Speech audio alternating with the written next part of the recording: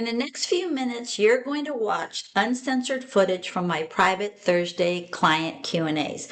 I'm going to be showing you how my client Dan eliminated his knee arthritis without drugs, why his expensive therapy sessions weren't working as well until I fixed his internal chemistry, and the exact reason he threw his meloxicam in the trash. It's incredible. I've heard this before that a lot of psychiatric conditions can be treated with nutrition. I totally believe that now because I sometimes feel a lightness of being that I eat better, and I didn't have that before. Like it was just so I just felt awful all the time.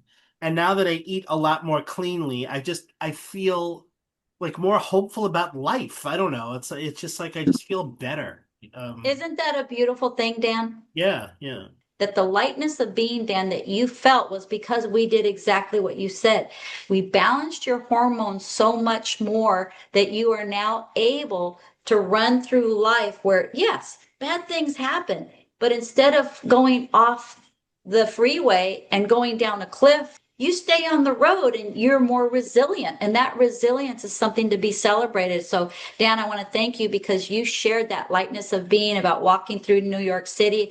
Your words mean more to other men than what I could ever tell them. But I share these because I want in the group to know that there's hope.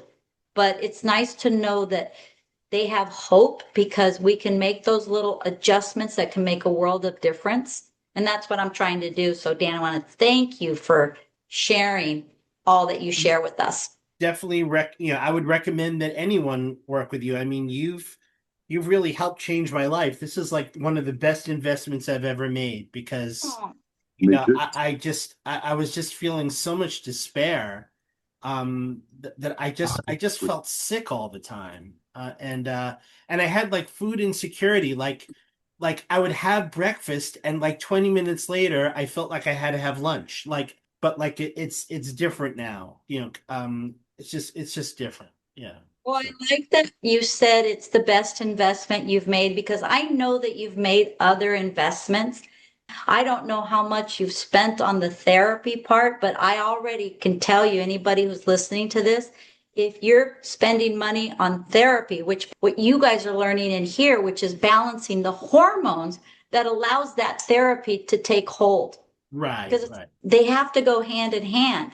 Your bodily chemistry affects your emotions, your mood, your Right. brain function, your bodily functions. I mean, it's just everything cascades from there. So, Yeah, I threw out my meloxicam. I don't need it.